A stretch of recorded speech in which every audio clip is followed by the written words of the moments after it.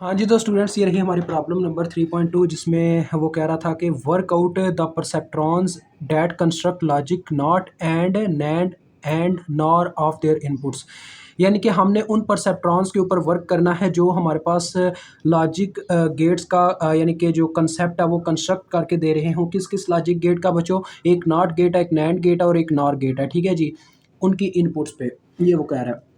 अब इसमें मैंने टेबल्स ये ड्रा किए, ये सारा बच्चों डिज़ाइन का क्वेश्चन है, इसमें डिज़ाइन हमने किया है। नॉट का पहले लॉजिक डिज़ाइन किया, देखें किस तरीके से मैंने पहले ना आपने बायस की वैल्यू को कुछ भी नहीं करना, क्योंकि ये बायस आपको मैं बताता चलूँ, जो हमारे पास एक्स नॉट होता है जो हम बायस के लिए इस्तेमाल करते हैं, उसके लिए वेट की वैल्यू चूज़ करने की कोई ज़रूरत नहीं है। ये चीज़ मैंने चेक कर लिया, ठीक है जी। तो बायस की वैल्यू हमें नहीं थी पता, ये मैंने कैसे कैलकुलेट किया मैं आपको बताता हूँ। पहले तो मैंने लॉजिक लिखा है, क्योंकि नॉट गेट के लिए आपको पता है हमें एक इनपुट और एक ही आउटपुट हमारे पास होती है। तो नॉट का लॉजिक क्या होता है? नॉट गेट ये कहता है बच्चों कि अगर आपके पास इनपुट ज़ीरो है तो उसका यानी कि वो क्या करेगा, इन्वर्स लेके उसको वन कर देगा। यानी ज़ीरो इनपुट है तो वन आउटपुट आएगी, अगर वन इनपुट है तो आउटपुट में ज़ीरो आएगा। ठीक है जी, उसका उल्टा लॉजिक होता है। तो पहले नंबर पे आप क्या करें, इसको भूल जाएं। ठीक है, आपने टेबल ड्रा करना है, ठीक है, और इसको भूल जाना है, बस आपने इतना टेबल ड्रा कर लेना है। ठीक है, फिर बी का डिब्बा खाली छोड़ा होना है। अब हम इनकी वैल्यूज़ चूज़ करेंगे। तो बच्चों वेट की वैल्यू आप यानी इनपुट्स के लिए चूज़ करोगे और बायस की वैल्यू। अब मैंने आपको एक चीज़ यहाँ पे बताई थी जो मैं आपको बताना चाह रहा हूँ यहाँ पे। यहाँ पे वो बच्चों ये बात है कि जब आपके पास एंड गेट होता है या और गेट होता है ना, सिंपल गेट्स यानी जिनके साथ है नॉट गेट का कोई परफॉर्मेंस नहीं होता, यानी कि ये देखो ना, ये तो नैंड गेट है ना, यानी इसमें नॉट गेट भी इन्वॉल्व है, नॉट गेट में भी नॉट गेट इन्वॉल्व है, और नॉट सिंपल नॉट में भी वैसे ही नॉट गेट इन्वॉल्व है। ठीक है जी, यानी आप इस तरह से कह सकते हो जो गेट्स एन के वर्ड से स्टार्ट होते हैं उनका लॉजिक में ये यानी कंसिडर किया जाएगा। ये कंडीशन होगी जो मैं आपको बताने लगा हूँ कि उनमें वेट्स की वैल्यूज़ हमेशा आप माइनस में लोगे और उनके बायस की वैल्यू पॉजिटिव में लोगे। ठीक है, ये एक कंसेप्ट है। ठीक है जी, समझ आ गई है बात की? समझ गए हो ना? ओके हो गया। तो देखें ये कंसेप्ट है। तो लिहाजा अब देखें नॉट गेट में क्या है कि हमारी जो बच्चों हमारे पास जो इनपुट है ना उसका वेट मैंने W1 चूज़ किया -1। ठीक है, माइनस में मैंने वैल्यू चूज़ करनी थी, उसका वैल्यू मैंने -1 चूज़ कर दिया। ठीक है, तो अब उसके बायस की वैल्यू मुझे कैसे पता चली है? 0.5 होगी, क्योंकि बच्चों मैंने ना, आपको ये चीज़ पता होनी चाहिए कि नॉट गेट में अगर एक इनपुट है तो एक ही इनपुट के वेट के अकॉर्डिंग उसका मतलब कि आउटपुट चूज़ किया जाएगा। तो लिहाजा मैंने बायस की वैल्यू क्या करना है, बिल्कुल उसके अपोजिट साइन में लेनी है और उसमें 0.5 क्या करना है, 0.5 का डिफरेंस रख के लेना है। अब देखो -1 में अगर मैं 0.5 सम करता हूँ, जमा करता हूँ, क्योंकि ये सिर्फ एक वेट की वैल्यू पे इसका यानी कि जो फैसला होना है वो यानी कि एक वेट की वैल्यू पे डिपेंड कर रहा है, क्योंकि एक इनपुट है तो एक वेट के साथ मल्टीप्लाई होकर इसका रिजल्ट मिलेगा। तो इसका अगर मैं डिसीजन बाउंड्री ड्रा करूँ ना, तो डिसीजन बाउंड्री में मेरे पास ये आ रहा होगा बच्चों, ये डिसीजन बाउंड्री से बी की वैल्यू कैलकुलेट होती है। देखें डिसीजन बाउंड्री अगर मैं इसकी लिखता हूँ यहाँ पे, ये मेरे पास थोड़ी सी जगह है, इसके लास्ट में मैं ये डिसीजन बाउंड्री लिखने लगा हूँ। Decision boundary for this not gate. ठीक है बच्चों, ये मैं लिखने लगा हूँ। तो वो क्या बनेगी, देखिए सिंपल है, x1 जैसा कि आपको पता है वो हमने आपको दिखाई थी इक्वेशन ये वाली, x डॉट ओमेगा का ट्रांसपोज इज इक्वल टू 0, ये होती है डिसीजन बाउंड्री। तो इसके अकॉर्डिंग अगर देखा जाए तो इसमें सिर्फ इनपुट एक ही है, तो लिहाजा एक इनपुट एक ही वेट आएगा, यानी आ जाएगा x1 W1। ठीक है, प्लस बाउंड्री, क्योंकि एक इसकी मतलब बाउंड्री या सॉरी बाईस बाईस एक आ जाएगा इज इक्वल टू 0, ये इसका फार्मूला बनता है। तो यानी इसके अकॉर्डिंग अगर देखा जाए तो W1 के साथ आपको पता है W1 की वैल्यू माइनस में है, x1 की वैल्यू तो देखें ना बार बार चेंज हो रही है, ये चीज़ है। तो लिहाजा W1 के साथ अगर माइनस है तो ये आ जाएगा -x1। तो -x1 को उठा कर अगर दूसरी जानिब ले जाऊँ तो मेरे पास आता है x1 is equal to bias value, ये चीज़ आ रही है। यानी इससे ये चीज़ हमें पता चलती है कि हमारी जो डिसीजन बाउंड्री है वो डिपेंड कर रही है सिर्फ x1 की वैल्यू पे। वेट की वैल्यू आपने देखा बच्चों माइनस में आई, मेरे पास -1 थी, तो ये -x1 बन गया, -x1 दूसरी तरफ उठ के गया तो मेरे पास +x1 बन गया। अब यहाँ पे ये चीज़ इस चीज़ को साबित कर रहा है, अगर x1 की वैल्यू हमारे पास बच्चों क्या होती है, x1 की वैल्यू बाउंड्री से ग्रेटर होती है तो हमारे पास रिजल्ट में 1 आएगा, अगर x1 की वैल्यू बाउंड्री से छोटी होती है तो रिजल्ट में हमारे पास क्या आएगा, रिजल्ट में हमारे पास सिंपल सी बात है 0 आएगा। तो ये आउटपुट की यहाँ पे लॉजिक बन रहा है। तो लिहाजा इससे यार आप ना डिसीजन बाउंड्री से ये चीज़ें चेक करने की ज़रूरत नहीं है आउटपुट का, वो तो लॉजिक जब पूछेगा तब आप लगाओगे। तो इसमें आपने सिंपल बस देख लेना है कि आपकी जो बायस वैल्यू है वो किस पे डिपेंड कर रही है, वो सिर्फ x1 पे डिपेंड कर रही है। तो लिहाजा जब ऐसा हो ना सिर्फ एक वैल्यू पे डिपेंड कर रहा हो, तो लिहाजा सिंपल सी बात है आपने उसको 0.5 सेट कर देना, ठीक है। ये एक तरीका कार है, ये मैंने एक ट्रिक ढूंढी है कि इस तरह से ना हम क्या कर सकते हैं बच्चों, हम इस तरह से अपना मतलब कि आइट्रेशंस से छुटकारा पा सकते हैं, या नॉट नैंड वगैरह के गेट्स वगैरह में, ठीक है। वैसे तो हमें आइट्रेशंस परफॉर्म करनी पड़ेगी जब हम परसेप्ट्रॉन वगैरह कर रहे होंगे। तो देखें सिंपल सी बात है, ये चीज़ तो आपको पता चल गई है। 0.5 आपने रख लेनी है, ठीक है, समझ गए इस बात को। और 0.5 आप कैसे रखते हो, वेट की जो वैल्यू होती है उससे उसके यानी कि उसके अंदर 0.5 जमा करते हो, ठीक है। तो लिहाजा ये 0.5 आपको समझ में आ गया कैसे रखना है, ठीक है। जब आपको बताया एक इनपुट पे हमारा यानी कि डिपेंड कर रहा हो अपना बायस वैल्यू या बाउंड्री कह सकते हो, तो इस वजह से इसकी वैल्यू 0.5 सेट हो गई, ठीक है। और अगर आप यहाँ पे नॉट गेट की बजाय कोई और गेट लगा रहे होते ना, जैसे कि आगे नैंड गेट है, चलें उसकी बात मैं बाद में करता हूँ। देखें आगे फिर हमने इसको प्रूव करने की कोशिश की। H1 पहले मैंने फाइंड आउट किया, आपको बताया इसका फार्मूला होता है sigmoid I is equal to 0 to n WI/XI। तो W1 X1 क्योंकि एक ही इनपुट है और प्लस बायस वैल्यू आ गया, तो इसको मैंने जब प्रूव किया, देखो -1 इंटू 0, ये W1 की वैल्यू -1 और आगे X1 की वैल्यू जो कि 0 है यहाँ पे, और प्लस 0.5 किया, तो मुझे रिजल्ट में क्या मिला, ये तो 0 हो गया, 0.5 आया विच इज़ ग्रेटर दैन 0, लिहाजा Y1 की वैल्यू 1 आ जाएगी, क्योंकि जब हमारे H1 की वैल्यू ग्रेटर दैन 0 होती है तो आउटपुट में 1 आता है। तो फर्स्ट लॉजिक हमने प्रूव कर लिया, ठीक है। दूसरा लॉजिक फिर मैंने चेक किया था जिसमें है H2 इज इक्वल टू वही चीज़ बच्चों W1 X1 प्लस बाउंड्री यानी वही प्रीवियस फार्मूला। उसके बाद देखें अब यहाँ पे आया W1 का वैल्यू जो कि -1 है और X1 का वैल्यू अब 1 हो चुका है, प्लस 0.5 किया तो मुझे -0.5 मिला जो कि लेस दैन 0 है। तो जब वैल्यू लेस दैन 0 हो तो आउटपुट हमें 0 मिल जाती है, अगर H2 की वैल्यू ऐसे हो तो रिजल्ट में 0 है, जिससे इसका लॉजिक प्रूफ हो गया नॉट गेट का, ठीक है जी। अब नैंड गेट की तरफ बढ़ते हैं। अब नैंड गेट बच्चों, नैंड गेट यानी एंड गेट की बात हो रही है, एंड गेट। अब आपको पता है एंड गेट जो होता है वो दोनों इनपुट्स पे डिपेंड कर रहा होता है, दोनों इनपुट्स पे, ठीक है। यानी एंड गेट का जरा लॉजिक समझें। एंड गेट कहता है कि अगर मेरी दोनों की दोनों इनपुट्स जब 1 होती हैं तब जाके मेरे रिजल्ट में 1 आता है, ठीक है, सिर्फ एंड की बात करूं। अदरवाइज आप ये भी समझ सकते हो, या यहाँ पे यार नैंड गेट का भी लॉजिक समझ सकते हो कि जब दोनों की दोनों इनपुट्स 1 होती हैं तब जाके इसको रिजल्ट में 0 मिलता है, क्योंकि ये एंड गेट का नॉट परफॉर्म हुआ है। अब आप थोड़ी देर के लिए ना बायस की वैल्यू को फिर से भूल जाए। आपने क्या किया है, नैंड गेट का टेबल ड्रा करने के लिए X1 और X2 इनपुट लिया है, जो कि आपको पता क्या लॉजिक्स बनेंगे, 0 0 0 1 1 0 1 1। अब अगर एंड गेट ये कहता है कि जब यानी मैं सिर्फ उस वक्त मेरी वैल्यू 1 होती है जब तमाम की तमाम इनपुट्स 1 होती हैं, तो लिहाजा नैंड गेट क्या कहेगा, वो इसका उल्टा कहेगा। वो कहेगा कि मेरी वैल्यू उस वक्त 0 होगी जब मेरी दोनों की दोनों इनपुट्स 1 होंगी, अदरवाइज मेरी वैल्यू 1 रहेगी। तो देखें वही हुआ है कि जब दोनों इनपुट्स 1 है तब मेरे पास रिजल्ट में 0 आ रहा है और बाकी इस तमाम के तमाम केसेस में 1 आ रहा है, ठीक है जी। ये चक्कर है। अब इनकी वेट्स की वैल्यूज़ मैंने पहले रखी, तो वेट की वैल्यू बच्चों देखो मैंने X1 के लिए W1 रखा यानी -1, W2 रखा मैंने -1 X2 के लिए, और बायस की वैल्यू 1.5 कैसे सेट की देखें। इसके लिए डिसीजन बाउंड्री फिर से ड्रा की। डिसीजन बाउंड्री में अब बच्चों क्या है, दोनों हमारे पास इस तरह से आ जाएंगे, X1 W1 plus X2 W2 plus bias is equal to 0। Decision boundary जैसे आपने प्रीवियस में भी देखी, ये यहाँ पे है। तो देखिए क्या आया जी, आगे हमारे पास जब मैंने वैल्यू पुट की W1 की और W2 की, तो -1 है तो लिहाजा ये आ गया -X1 -X2 plus bias is equal to 0। तो इसको जब हम सेट करते हैं तो X1 plus X2 is equal to bias आ जाता है, यानी कि ये दोनों उस तरफ जाके पॉजिटिव हो जाते हैं और बायस आ जाता है। अब देखें सिंपल सी बात है बच्चों, एंड गेट जो है वो ये कह रहा है कि उसको दोनों इनपुट्स का, ये दोनों इनपुट्स के ऊपर डिपेंड कर रहा है, देखो ना, यानी कि इसकी वैल्यू उस वक्त ही चेंज होती है जब इसकी दोनों इनपुट्स एग्जिस्ट कर रही होती हैं। देखें ज़्यादातर में इसकी वैल्यू 1 है, हमने मुख्तलिफ केस देखना होता है, ठीक है। अब ये जो है ना, ये यानी कि ये ऐसे ही है जैसे ये आम तौर पे काम हो रहा है, ये ऐसे यानी एकदम से चेंज आ गया, ठीक है। ये चेंज कहाँ पे है, जब दोनों इनपुट्स 1 थी, यानी इससे ये चीज़ पता चलती है एंड गेट का जो ज़्यादा दबाव होता है ना वो इस चीज़ पे होता है कि जब दोनों इनपुट्स 1 हों तब जाके वो कोई ना कोई मतलब कि हमें आउटपुट क्रिएट करके दे रहा होता है। तो लिहाजा इसके अकॉर्डिंग हमने देखा कि X1 और X2 के इस केस के ऊपर हमने जोर डाला, यानी हमने 0 किसी तरीके से इस केस में लाना। तो लिहाजा हमने क्या किया, हमने W1 और W2 दोनों की वैल्यू -1 ली, ठीक है, यहाँ पे पुट की।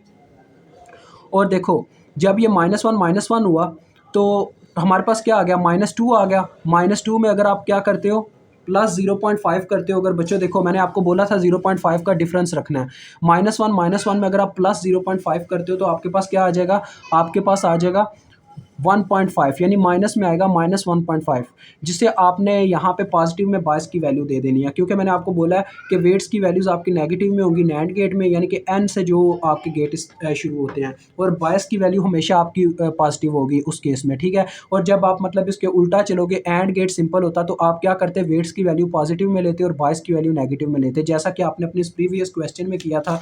ये जो आपके सामने देखें, इसमें आपने क्या किया, एंड गेट का लॉजिक प्रूफ किया था। ये आपका प्रॉब्लम 3.1 है। इसमें आपके पास वेट की वैल्यूज़ देखें पॉजिटिव थी 1 1, जबकि बायस की वैल्यू आपने नेगेटिव में ले ली थी -1.5, जो कि उसने आपके क्वेश्चन वाले ने खुद ही दी हुई थी, ठीक है। इसने क्यों -1.5 दी, 0.5 क्यों नहीं था इसने दिया, क्योंकि बच्चों सिंपल सी बात है यार, वही बात फिर से वही लॉजिक कि ये उस वक्त ही मुख्तलिफ यानी इनपुट दे रहा है। देखो इसमें आम तौर पर जो एंड गेट है उसमें आम तौर पर 0 वैल्यू मिलती है ज़्यादातर, लेकिन एक ख़ास केस है जिसमें वैल्यू 1 मिलती है, जब दोनों की दोनों इनपुट्स 1 हो जाती हैं, ठीक है, तब हमें रिजल्ट में 1 मिलता है। तो दैट्स वाई इसको चेक करें तो 1 + 1 2 हुआ, 2 में से हमने क्या किया, 2 में से हमने बच्चों 0.5 का डिफरेंस लाए, हम माइनस किया 2 - 0.5, तो 2 - 0.5 किया तो हमें 1.5 मिला। लेकिन फिर से वही बात है कि हमने क्या करना है, हमने यहाँ पे जब सिंपल एंड या आर गेट होता है उसमें हमने साइन नेगेटिव रखना है बायस का और पॉजिटिव रखना है वेट्स का। डेट्स वाइज में वेट्स पॉजिटिव में है और ये जो अपना क्या नाम है बायस है वो नेगेटिव में है, ठीक है। क्योंकि बच्चों बायस जो होता है ना, असल में यार सिंपल सी बात है, बायस बराबर होता है -t के, जबकि टी हमारी डिसीजन बाउंड्री को डिफाइन कर रहा होता है, ठीक है जी। असल ये चीज़ है। अब मैं ज़्यादा इसके यानी कि गहराई में नहीं इतना जा सकता, तो लिहाजा इसके अकॉर्डिंग फिर हमने बायस की वैल्यू यहाँ पे 1.5 सेट की, क्योंकि देखो ये दे रहा था -1 -1 -2, इसमें जब हमने 0.5 ऐड किया तो मेरे पास आया -1.5, ठीक है। तो लिहाजा बी आपको यानी ये टी की वैल्यू दे रहा है डिसीजन बाउंड्री की -1.5, तो B is equal to -t होता है, माइनस इंटू डिसीजन बाउंड्री की वैल्यू जो कि -1.5 आई थी, तो लिहाजा ये आपके पास पॉजिटिव 1.5 सेट हो गई।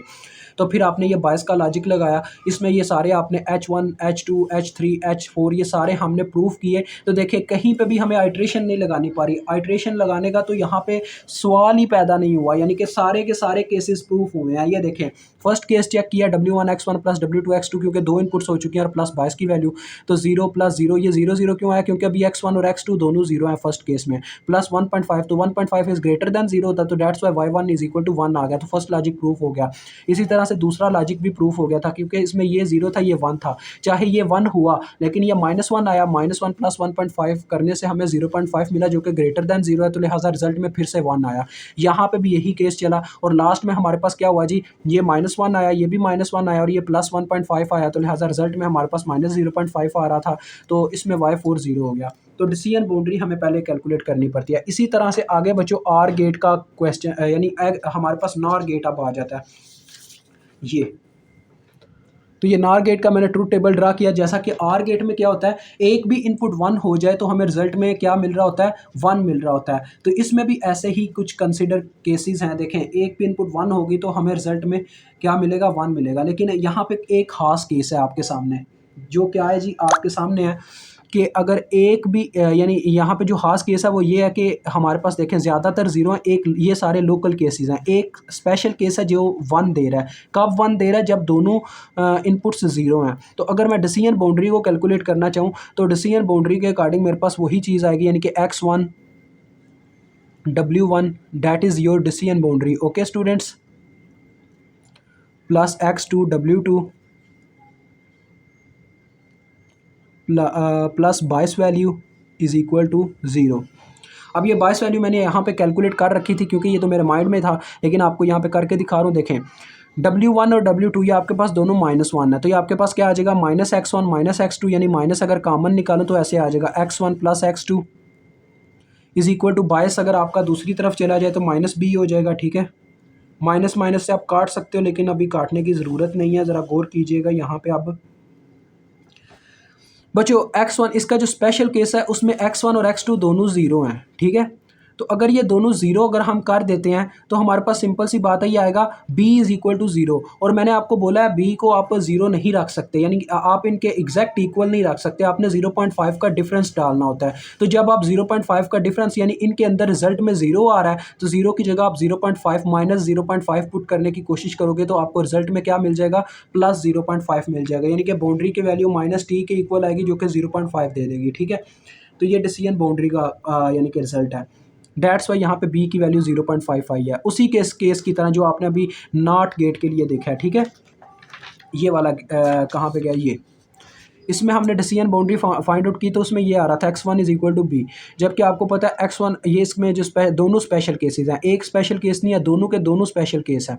तो दोनों केसेस में अगर आप देख भी लो तो इसमें अगर हम 1 देखें, अगर मैं 1 रखता हूँ तब भी मुझे बाउंड्री को थोड़ा डिफरेंस देना पड़ेगा इससे, तो लिहाजा मैं 0.5 का जब डिफरेंस डालूंगा 1 माइनस 0.5 तो 0.5 आ जाएगा, तो उसका ट्रांसवर्स मेरे पास 0.5 ही रखा जाएगा, क्योंकि हमने ये कंडीशन सेट की हुई है कि नॉट जो भी हमारे पास गेट है एन से स्टार्ट होते हैं उनके लिए वेट की वैल्यू नेगेटिव है, तो बायस की वैल्यू पॉजिटिव रखी जाएगी, ठीक है। तो ये कंसेप्ट है। यहाँ पे भी यही एक स्पेशल केस आया जिसमें दोनों इनपुट 0 हो रही हैं, तो लिहाजा रिजल्ट में बायस की वैल्यू हमने 0.5 सेट कर दिया, ठीक है जी। अब हम इनके लॉजिक्स चेक करते हैं, आपके सामने देखें। पहले मैं H1 का लॉजिक सेट चेक करने लगा हूँ, H1 यानी कि फर्स्ट इनपुट के साथ। तो सिग्माइड वही formula W1 X1 W2 X2 plus 22। तो वैल्यूज़ पुट करते हैं, देखें W1 बच्चों देखो W1 X1 पुट करने की ज़रूरत नहीं है क्योंकि X1 और X2 दोनों 0 हैं, तो इन दोनों का रिजल्ट तो 0 आ जाएगा, 0 प्लस 0। 22 की आगे वैल्यू आ जाएगी जो कि 0.5 है, जिसके नतीजे में 0.5 आ रहा है रिजल्ट जो कि ग्रेटर दैन 0, लिहाजा आपका y1 आपके पास क्या आ जाएगा, 1 आ जाएगा, क्योंकि अगर ये वैल्यू 0 से ग्रेटर आ जाए h की तो लिहाजा आउटपुट में 1 मिलता है। अगर ये लेस दैन 0 आ जाए तो हमारे पास आउटपुट में क्या मिलता है जी, 0 मिलता है, या इज इक्वल टू 0 फिर भी 0। अब दूसरा लॉजिक चेक करते हैं H2 के थ्रू। तो वही चीज़ W1 X1 plus W2 X2 plus 22 value. तो अब यहाँ पे आप देख सकते हैं W1 X1 में देखा जाए तो X1 तो 0 है, ये तो रिजल्ट में 0 दे देगा, ठीक है। लेकिन जो W2 और X2 है उसमें हमारे पास क्या है, X2 1 है, तो लिहाजा W2 की वैल्यू पुट होगी जो कि -1 है, और X2 की वैल्यू जो कि 1 है, प्लस 22 की वैल्यू जो कि 0.5 हमने सेट की है। तो ये देखो -1 plus 0.5 is equal to -0.5 which is less than 0, तो लिहाजा रिजल्ट में y2 0 आ जाएगा, और ये भी लॉजिक प्रूफ होता है। देखें 0 ही हमें चाहिए था। इसी तरह से अब आप चेक करेंगे अपना H3 का केस, तीसरे लॉजिक का केस। तो इसमें ज़रा देखें बच्चों, फर्स्ट वाली इनपुट 1 है यानी X1 1 हो गया, और W1 की वैल्यू आपको पता है -1 हमने सेट की हुई है, -1 इंटू 1 प्लस ये 0 हो जाएगी क्योंकि अब X2 इसमें 0 है, और उसके बाद ये तो 0.5 ही आएगा।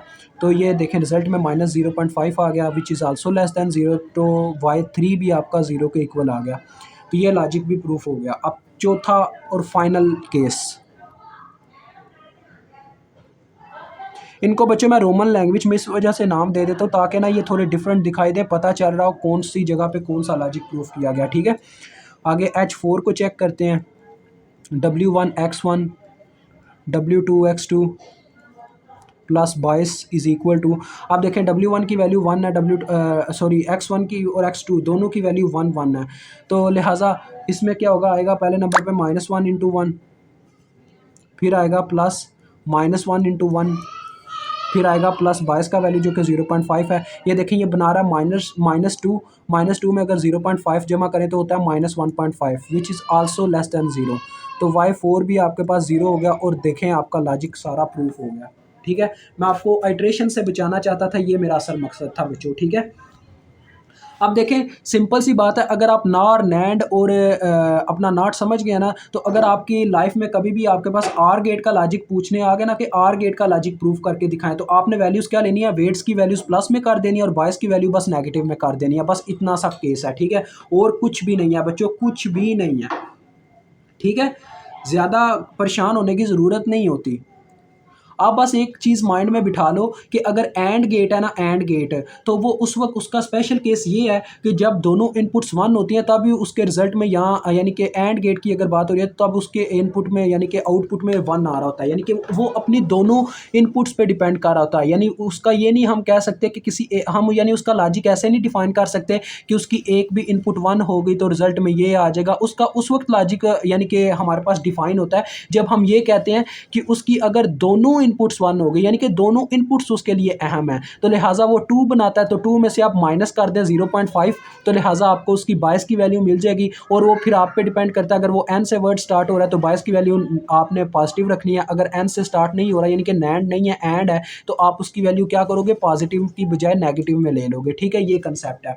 और अगर हम बात करते हैं अपने आर गेट की, तो आर गेट का क्या है, जब भी हमने उसका कभी लॉजिक डिफाइन किया तो वो एक इनपुट की बिहाफ पे किया कि अगर एक भी इनपुट 1 होगी तो रिजल्ट में 1 मिलेगा। इसका क्या मतलब है, ये उसकी एक वैल्यू पे डिपेंड कर रहा होता है। डेट्स वाई उसमें क्या होता है, हम वन वन को अपने अंडर कंसीडर करते हैं, तो 1 की वैल्यू में से आप माइनस कर लो 0.5 को, यानी आपने डिफरेंशिएट करना है, एक डिफरेंस क्रिएट करना है, जैसे यहाँ पे किया।